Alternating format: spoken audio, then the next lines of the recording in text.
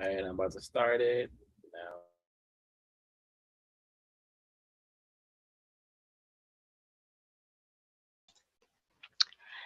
Peaceful greetings. This is the CRWS experiment, countering buckets of words. Some observations that I have made when questioning white people, many non-white people, Black people, end up confused, wasting time, not getting the information they seek to produce a constructive result. And that is because white people who practice racism use what Dr. William Lutz in his book Doublespeak calls uh, uh, language that pretends to communicate, but it really doesn't. It's language that's designed to conceal and to mislead. There are 4 types of doublespeak that are used: euphemisms, jargon. Both of these words have a more positive connotation when used correctly, but as doublespeak, they are meant to mislead and waste time.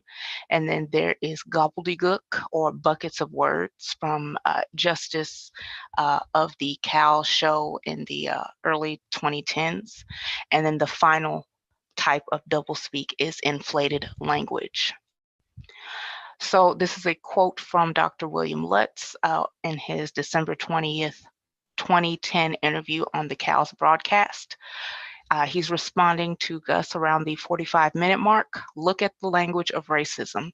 The language of racism is all doublespeak because it doesn't want you to think about or pay attention to what is being talked about. So this distraction is intentional.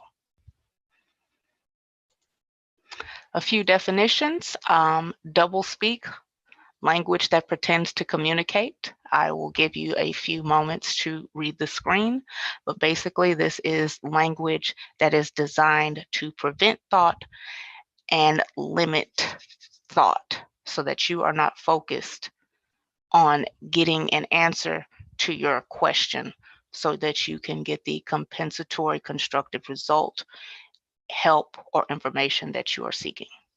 So if you want to pause the video and read these definitions, that would be very constructive for you. Also, I suggest getting the book Doublespeak by William Lutz and finding the 2010 December 20th broadcast of The Cows, where Dr. Lutz is being interviewed. It's very constructive. Of course, here are the 4 types of doublespeak: euphemisms, jargon, gobbledygook, inflated language. Again, pause the video so that you can read the screen and study the definitions. A lot of the doublespeak that is used, I find, is either euphemisms or gobbledygook. There, you also hear some jargon and inflated language, but mostly what you will encounter, in my experience and from viewing interactions with other people, a bunch of euphemisms and a bunch of gobbledygook. You'll also see some inflated language, but those 2, the euphemisms and the gobbledygook, are what you will most likely encounter. So how do you spot doublespeak when it is present? I think most people know that something is off when they're having a conversation and they're not getting clear information. So who is saying what to whom? So it's typically a suspected racist talking to a non-white person. Under what conditions and circumstances? Usually the non-white person is in need of some assistance or is seeking specific information or seeking assistance. What is the intention of the person speaking? So the suspected racist. What is their intention when they say what they say to this non-white person in this particular scenario? And most importantly, what are the results? Does the non-white person get the information they're seeking? Do they get the help that they're seeking? Is what they receive, is the response they receive constructive? Typically, the answer is going to be no. So my hypothesis, Non-white people, Black people, can significantly reduce the amount of time spent being misled by addressing doublespeak immediately upon hearing it or reading it, by being strategic. Next, you want to redirect the focus to the core reason, the main reason for interacting with white people, to obtain compensatory constructive help and information, not give information, not give emotional support. Now, in the code book, Neely Fuller says that if you have the means and ability to provide constructive help, and that's what you're supposed to be doing, that's fine. But when you are seeking help, that is not the time for you to be distracted. Stay focused. If the person is not in the mood or position or is seeking help themselves, direct them to the person that they need to help if that's what you're supposed to do. But that's not the time to engage. Make sure that whoever you're asking the questions to is ready to engage with you. But your job is to quickly get the information that you're seeking. All right, so the experiment, the process is shorten time by being misled. So we need to plan ahead, do your research, ask your question out loud, however if you prefer to write, if you prefer to speak things out, however you think effectively, and record what you want to say, preferably in writing so that you can stay on topic. That would be great. So what is it that you want to ask? What is it that you're seeking? And once you see that doublespeak, address it immediately and redirect it to the topic at hand, getting the compensatory constructive help and information that you're seeking. So here are some examples from the past 7 days. Remember who is saying what to whom, under what conditions and circumstances, what's the intention, with what intent, and what are the results. All of this, these questions can be found in the first few pages of the book Doublespeak by Dr. William Lutz. So also you want to remember from Neely Fuller's code book, the 4 wants, the 4 basic questions to ask yourself. What do I want to do? Why do I want to do what I want to do? How do I plan to do what I want to do? And what do I expect the constructive result to be? Ask these questions as you're doing your planning so that you can get the information that you're seeking and so that you can stay on topic. And as you're doing this, as you're in conversations with the white person, ask yourself these questions. And you can even ask the white person, what do you want to do? Why do you want to do what you want to do? How do you plan to do it? What do you expect the constructive result to be? You can ask one or all of those questions, or just, whatever is appropriate for that conversation. So, and that's that. So, another thing you want to be aware of, was your question answered?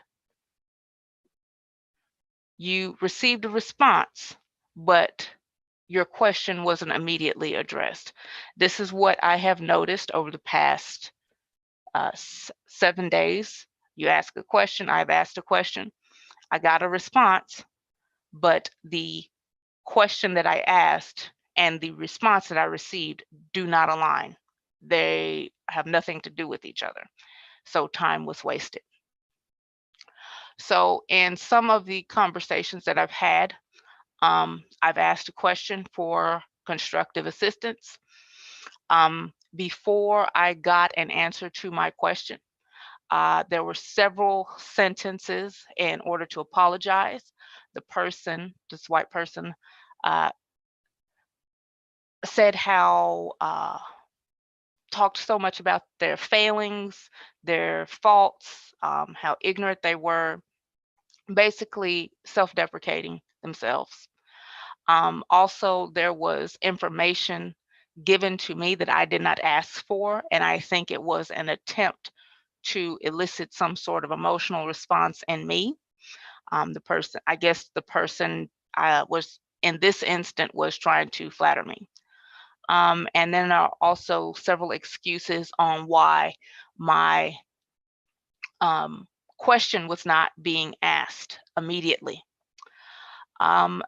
Later on in conversations, there were questions to educate me, tell me I have questions for you.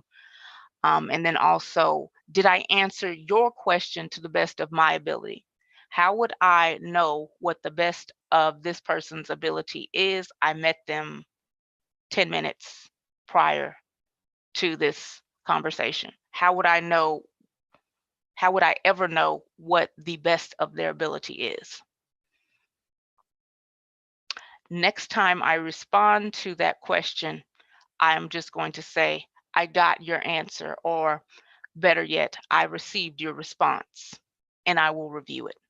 But I'm getting a bit ahead of the slides here. Another distraction is I'm a member of religion, of whatever religion that they are a member of, and there were also indications of tears and crying. These are a few words that the people actually said. So before, these are just summaries of what I've been experiencing with just a handful of the conversations. I didn't record all of the words. I usually have a notepad, and when I'm in meetings or I'm talking to people, I usually take notes. That's another thing. Have a recorder if you can do that, or a note-taking device, and note down what you're hearing, and then read it a little bit later and ask yourself the questions. Who's saying what to whom? Under what conditions and circumstances? What's the intention, and what are the results? Did you get the results that you're seeking? Was your question answered? You received a response, but was your question addressed? Does the answer that you received line up with the question that you were asked? So a few interesting words. Remember the 4 types of doublespeak. You have euphemisms, jargon, gobbledygook, the buckets of words, and also inflated language. So legislative mischief. What does that mean? So when you're hearing some of these different words, don't be afraid to ask what they mean. Don't be afraid to slow things down. Brilliant Black female leaders. I had no question about brilliant Black female leaders. My question was, I need help. I need help with this specific topic. It had nothing to do with brilliant Black female leaders or extremely privileged, beautiful, wise Black female leaders. So a lot of euphemisms and inflated language all over here. Legislative mischief, is that jargon? What is that? I didn't purposefully leave. I purposefully left. There's this thing with the not. Just pretend like you didn't see that not. I didn't purposefully leave. Well, maybe they didn't leave on purpose, but they did leave. Speaking extemporaneously. Okay.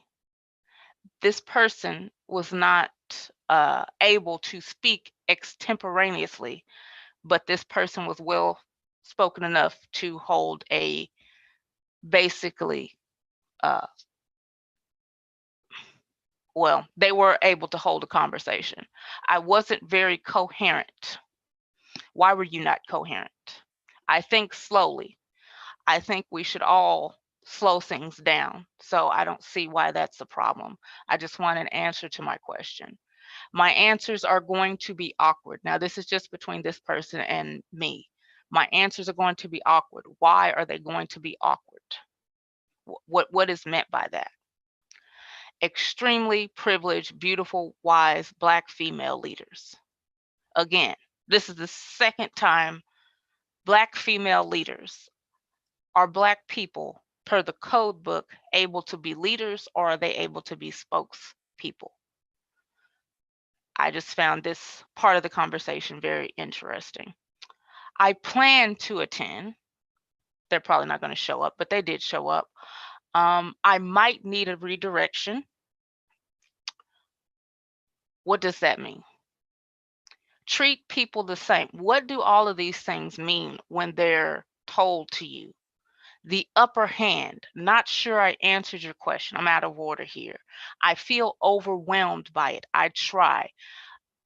I, as a younger person, under my attempted parents, was told, do not say this.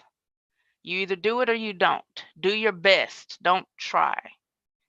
So I kind of have a specific emotional reaction to this because I was taught as a younger person, as a younger child, don't say this. You're either going to do it or you're not. To quote the Star Wars Yoda, do or do not. There is no try. That just irritated me right there. That's a huge question and issue. Of course, we're trying to end a system of mistreatment called racism, white supremacy, and replace it with justice. Yes, it's going to be huge. But white people have taken on big challenges before and have more or less been able to come to some sort of resolution. So this should be no different. It's a huge issue, yes, but it's an issue, it's a problem, and it needs to be stopped. So answer the question. Notice again, I'm asking a question. I believe the question was, what needs to be done to end mistreatment of all people? That's a huge question and issue. Does that answer my question directly? No, it doesn't. All right, what's next? I guess you're right. Very likely to a yes or no question. That's an interesting, and I cut myself off there, so I'll come back to that. I'll have to go back to my notes. I'm not prepared to answer the question. Expect that, expect not to be. I would rather get stuff like that. I'm not prepared to answer, I declined to answer, than to get a bunch of words and unrequested information. We are still in Roman times. I found this one very interesting. Now, when we get about here, the focusing on particular geographical location, and it's referring to racism was all around me. This is another white person. From my best recollection, a lot of filler words are being used. Don't be thrown off by all of these extra words. When you're hearing all of these words, remember the 4 questions. Remember the basic question that you want answered. Focus on that and keep your ear open for an answer, because we're about to go into what we do about this. Again, they're trying to bury racism. We're all one race. My first Black friend. There are no friends on this planet, not per the code book. Nobody can be a friend. There's no friendship. There's no love. There's no families, really. There's nothing on this planet right now is the way it needs to be. This right here, I would consider this a deflection. Squash white supremacist groups. And we're focusing on one geographical area. All right. Whenever you squash, whatever that means, all the white supremacist groups and end the system of racism, white supremacy, let me know. All right. And okay, I cut myself off here. I think you should. I found this right here very interesting. I asked if white people think that Black people and other non-white people are purposefully planning to genetically annihilate white people. There was laughter. Well, it was more of a chuckle, so I don't know if that was because they thought it was humorous or it was a nervous laugh. But one thing I heard, I picked up in the recording, I think you should genetically annihilate white people. I really do wish, and I'll do this. I'll message this person. What do they mean by I think you should? Why do you think that Black people and other non-white people should genetically annihilate white people? How is that constructive? And how do you think that we should do that? And more of this self-deprecation, I'm simple, I'm not intelligent. I don't believe that for a second. I really don't. I can't think of an instance. Okay, I guess. You can say I'm pretending or acting. Why would you say that? Are you pretending or acting? We make fun of ourselves a lot. What's the constructive purpose of that? I feel like crying. My battery's going to die. I've been as honest as I can.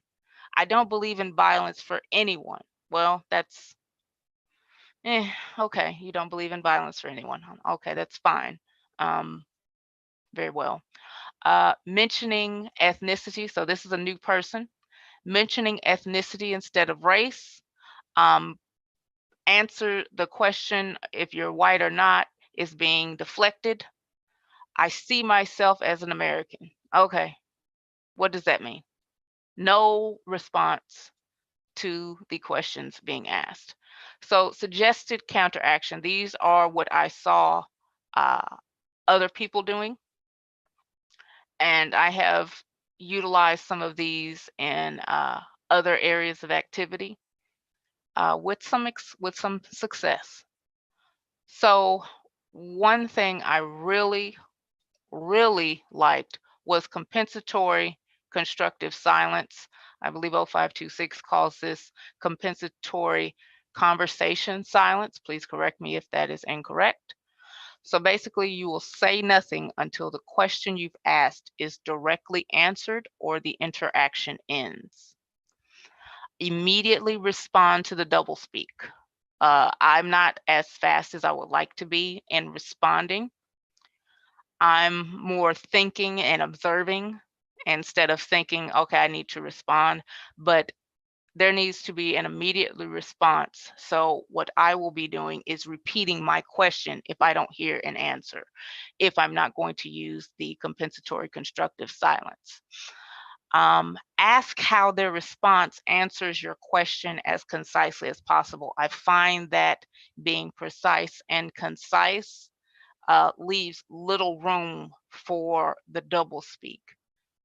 So if you ask, where is the purple curtain? And they start talking to you about how their dog can do certain tricks and do everything except tell you where the item you asked for is. You can either be silent, you can repeat your question, or you can ask, how does your dog, knowing how to do tricks, tell me where the purple curtains are? Ask them if they're going to answer your question or if they want to change the subject. And this is where you utilize no contact, no conflict. If the subject is not constructive, then end the interaction. All right, ask clarifying questions. So for definitions, another person suggested, ask what problem is the person attempting to solve when they approach you. So if they come to you with something that you feel is not constructive, you're being bombarded with buckets of words, and you're confused and you're not really ready to answer, what problem are we trying to solve here, was what the person said. And then the subject was changed. Always ask the 4 wants, the 4 basic questions, slow things down, ask for yes or no responses where appropriate, definitions, avoid metaphors. You want to be clear and concise, stick to direct language, and most importantly, avoid emotional outburst. The reason you ask the 4 basic questions, you need to check in with yourself. How are you feeling physically? Are you hungry? Are you tired? Have you gotten enough sleep? Have you gotten enough to eat? Are you fully hydrated? Check your emotional state. Are you Have certain things happened recently that are causing you a bit of anxiety, a bit of fear? Maybe you should delay the interaction and allow yourself to calm down a bit, get more focused before you engage in interactions with anyone.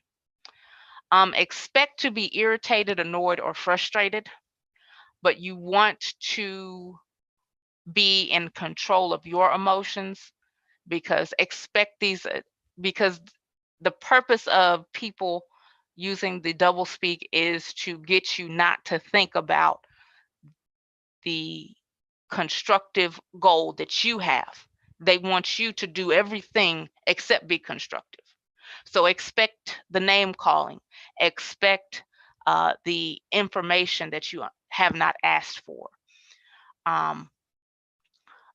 Expect to feel annoyed, frustrated. Breathe, slow things down, end the interaction if you have to. And you want to do these things before you get into the interaction. Another suggestion would be to write down what you are going to do when you feel like this person is irritating you before you even get into the interaction. You have to plan ahead. Avoid offering information and education. That is not your purpose.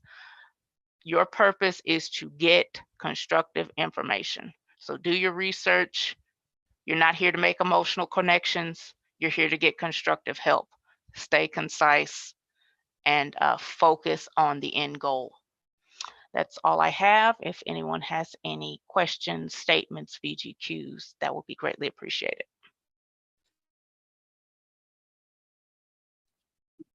Can I be heard? Yes.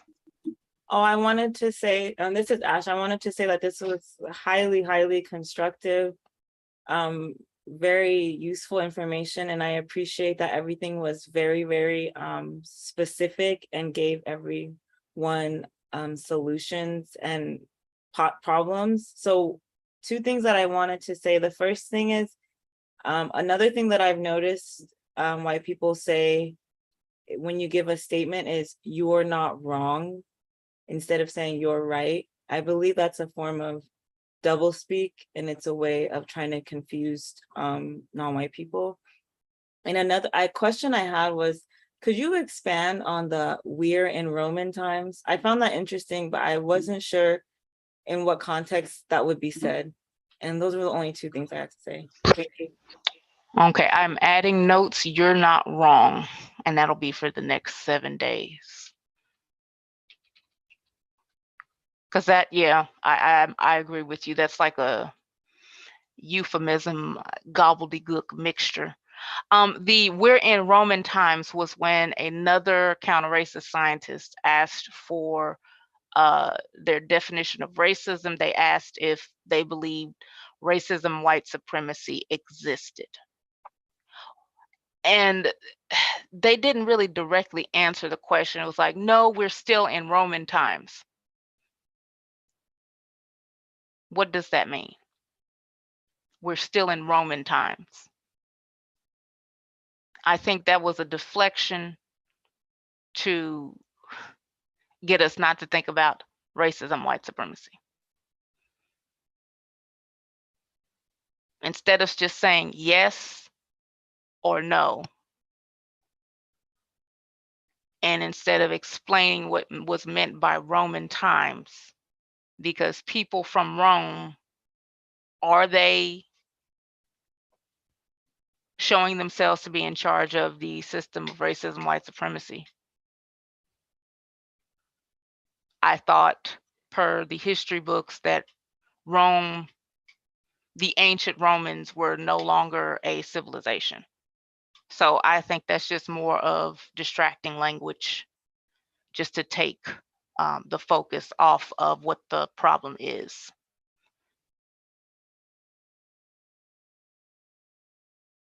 I would classify it as a euphemism.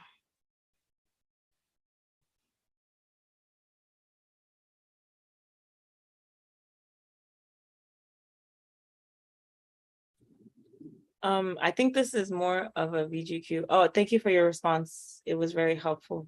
But I was gonna say, I feel like this information and presentation would be highly constructive for Black youth who are in a school environment, because a lot of times they ask teachers for constructive information and they receive a lot of the responses that were given here. I wanted to make a request if I would be able to use this presentation or parts of it to show younger Black people, like children essentially, on how to respond when their questions are not being answered. Absolutely. Absolutely can. The video, if you want the slides, I can send you the slides.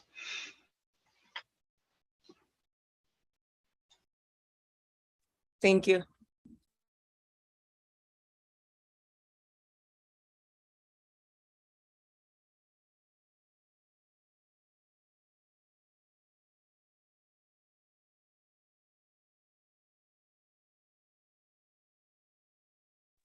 Lots of I want to just decode the we're still in Roman times. It reminds me of the film Patton, because they did a lot of quotes referring to Romans, and that's just definitely double speak, deceptive language. I could decipher that as just like the Romans, who were white people, they were mistreating non-white people during their time, and they have been mistreating us for quite a while. So when they say we're still in Roman times, or they're just saying, oh, we're still kicking you guys' butts, still kicking you around, still dominating you, like we did to the the people of Carthage, those Black non-white people there. Highly, highly constructive misaction, and thank you for arranging this.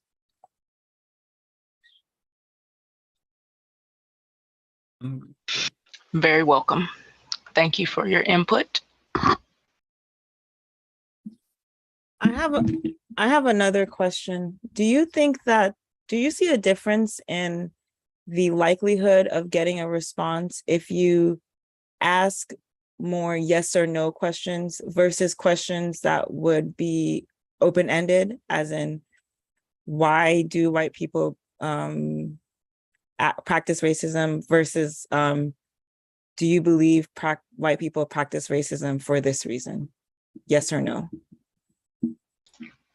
I honestly think it depends on the type of question. There should be certain situations where you ask a yes or no question. I think it depends on the time that you have. A yes or no question may work, and you can observe their response, how hesitant they are to answer the question. If you ask that binary question, one, is easier to track the data. That's what I learned from CR, who has the Counter Racism website. You might get it's easier to track data quantitatively with the yes or no question. But I feel like either way, you're going to get some information. When you allow people to expand on their answers, I think you would get more qualitative data, I guess. You'll get more words, and however you're documenting that interaction, if you're recording it, you can at least go back and listen. If you're taking notes, depending on how well your memory works, you may or may not catch all of the words because you're also trying to focus on what you're saying.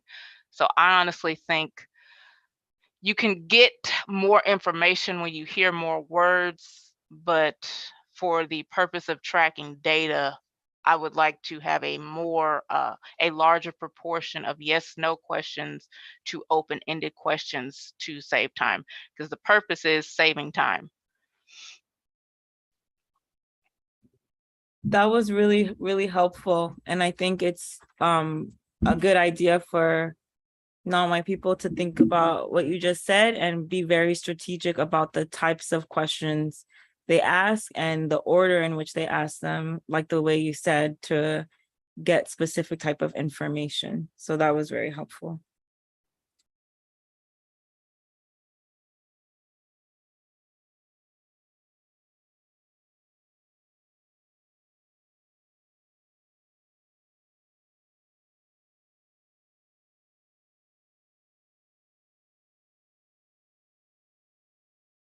Another question I had was, what do you think is a useful response if a white person responds to your question with a question that requires you to divulge information about yourself? Should you just reiterate the initial question you gave and or not speak? Yes, if you're requesting information and they're asking you something where they're seeking information, that's not answering your question. So what's the intention? Who's saying what to who? What are the results? I've asked you about, in the early example, where are the purple curtains? So what do you need the curtains for? So where do you live? I think the compensatory constructive silence or conversation silence would be very constructive right there, because that's not answering your question. That's them trying to seek information from you. That's them trying to distract you from the end goal. I want purple curtains.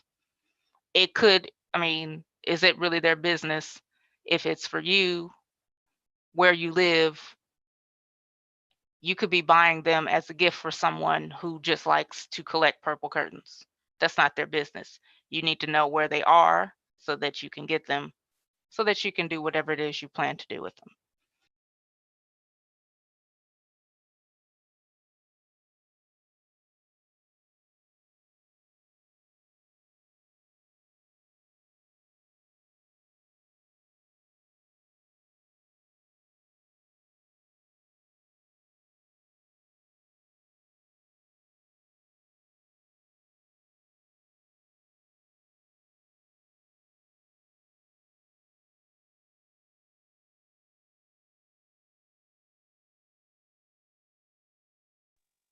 Can I be heard?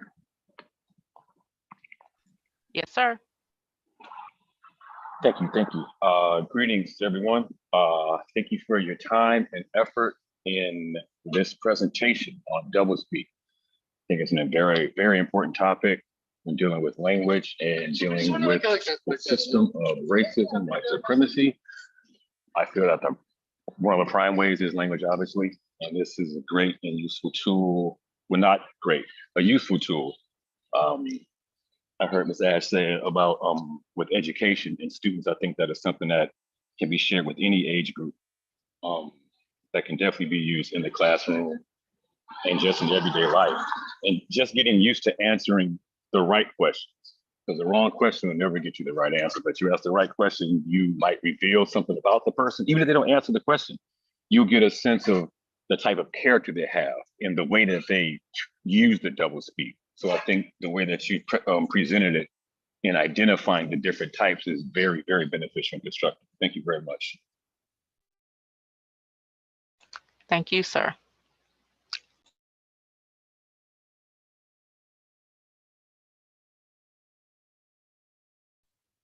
And if I may add really quick, to add on to 0526 about Rome, I agree. I heard something, I was listening earlier about this serial killer and the way he was describing the different types of racism practice. And he kind of summed it up to, well, they're all still representing egalitarianism.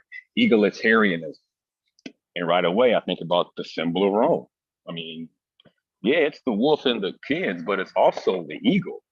And that transfers to Germany. It transfers where everywhere that quote unquote Rome goes. So I kind of boil it down to that, is that same system, egalitarian, then it goes to democracy, and then all these different factions to explain away I see doublespeak as a way of making your mind travel, and you're not locked. You ask a question and the question is locked for an answer. And the doublespeak makes your mind go into all these different other possibilities.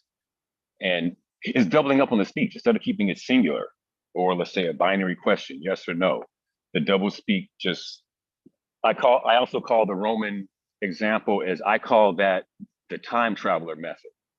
Well, we're living now. What does Rome have to do with anything? You're trying to make me think about the past, like the problem isn't now.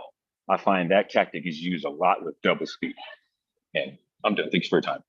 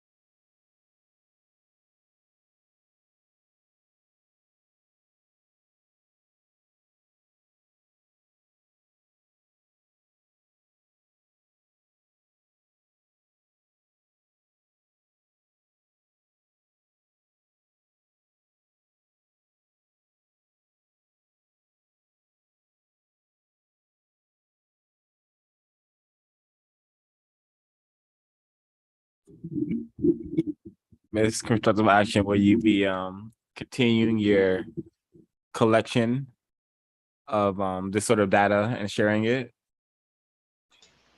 Oh yes, this will be an ongoing experiment.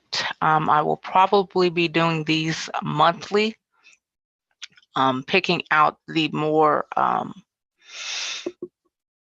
interesting interactions and possibly sharing them, and also documenting the response. Basically, this is to track myself and how well I do with asking the questions and sticking to the topic and getting the information that I'm seeking. So yes, this will be at least a monthly review of all of the data. The data will be shared.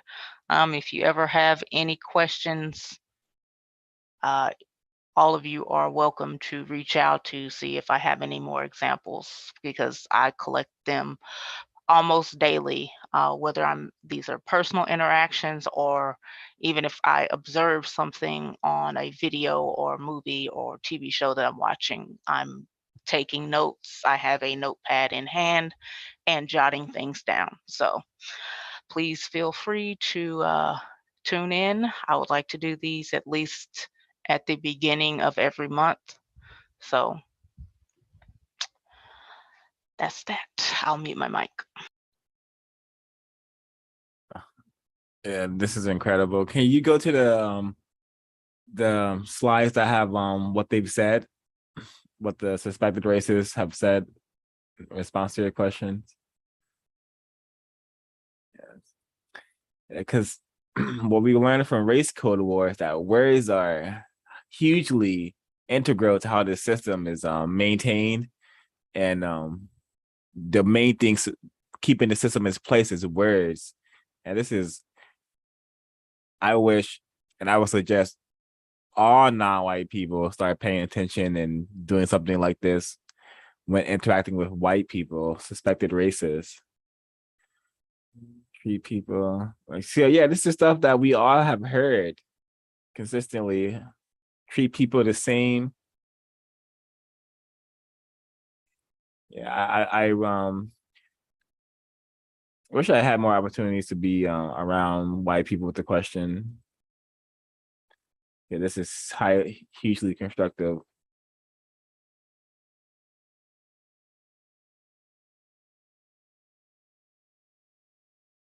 You'll also hear these with non-white people. I mean, who do we learn from? Well, you'll also hear these with non-white people. So even if it's a non-white person, still at least document what is being said. You don't have to interact with them. Just take note. Why would they say that? Where did they learn that from? What type of result are they getting? Because I'm sure we've interacted with non-white people who have not directly answered our questions. And this is supposed to be someone who white people have put in charge, and they don't give you a direct answer. Well, just imagine that behind them is a white person assigning them, telling them to say whatever it is they said. And you can, with non-white people, we're not supposed to be arguing, bickering, and all of that. So I think we probably utilize no contact, no conflict, and compensatory constructive silence more, and also pay attention to VGQ, but just as courteously as you can you say that again? I didn't get that. However it is that you need to do it. So this is not just white people. Notice non-white people saying it, because you will definitely, I have examples of non-white people saying that, but we would be running out of slides, because I have notes from 2 non-white people who have said gobbledygook and jargon and other forms of doublespeak. So just take note of it.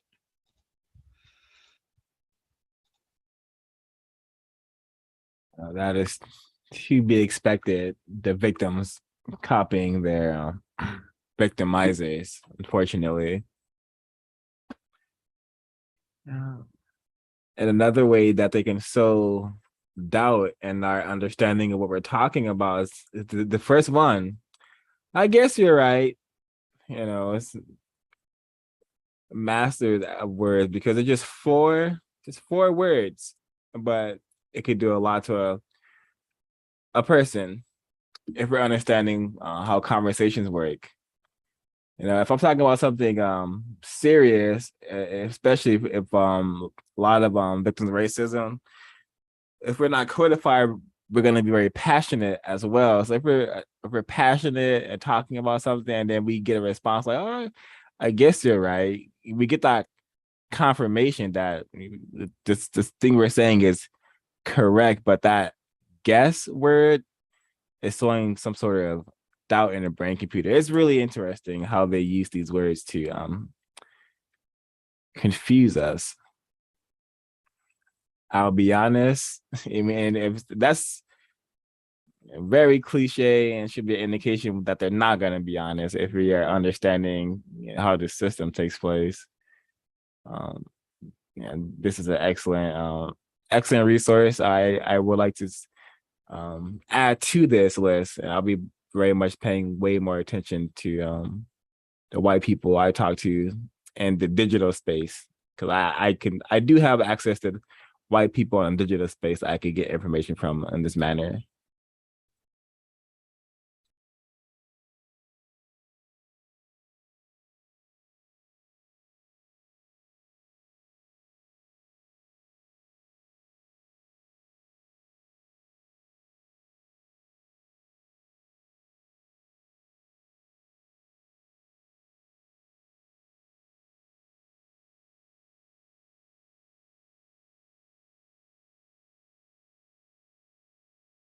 And greetings to the audience. We have Sorry Kiss, Brandon Williams, Monsoon. Greetings. Thanks for your participation. Please like, comment, share this information if you feel it is of constructive value.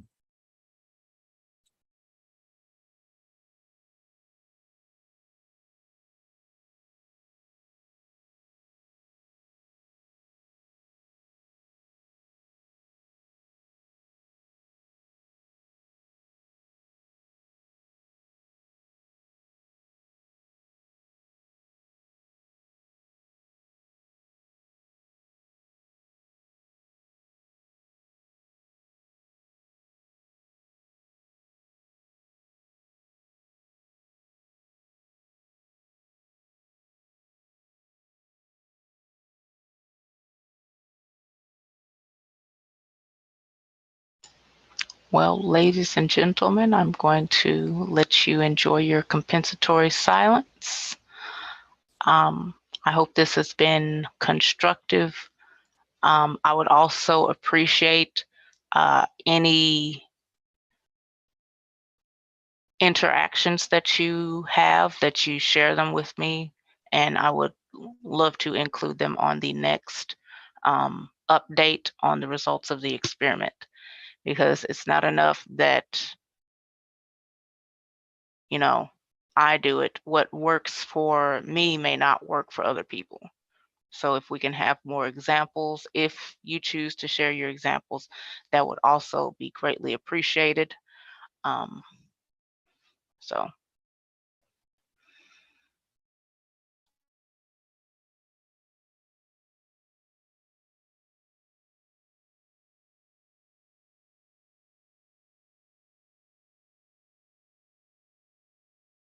All righty. Thank you, Miss Action. We will be here again. You should be here tomorrow with Bring the War Home business meeting at 4 p.m. PST. Please again, like, comment, share, and subscribe. I'm going to play the outro and we will be out of here.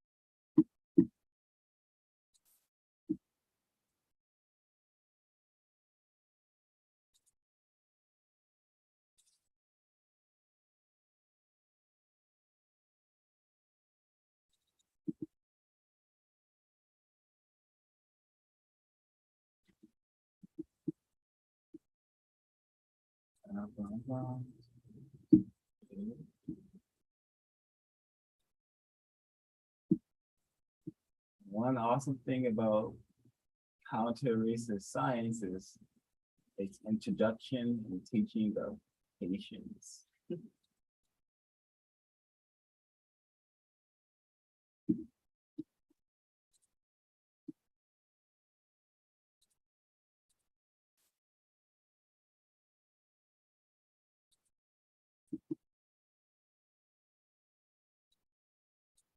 You are alive. No. I exist.